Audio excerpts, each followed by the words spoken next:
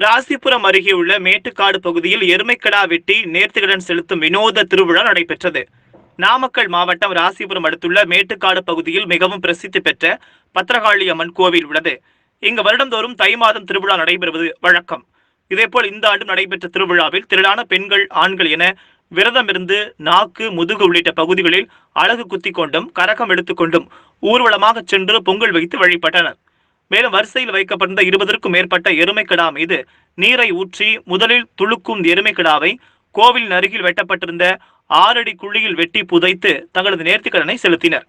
முன்னதாக கரகம் மற்றும் அழகு குத்தியவர்கள் அக்னி குண்டத்தில் இறங்கிய பின்பு எருமைக்கிடா பலியிடப்பட்டது. இது சுமார் 50 ஆண்டுகளுக்கு மேலாகவே இந்த வினோத நிகழ்வு நடைபெற்று வருகிறது என்பது குறிப்பிடத்தக்கது. இந்த நிகழ்ச்சியில் ராசிபுரம், பட்டணம், சீராப்பள்ளி உள்ளிட்ட சுற்றுவட்டார பொதுமக்கள் 1000க்கும் மேற்பட்டோர் கலந்து கொண்டனர்.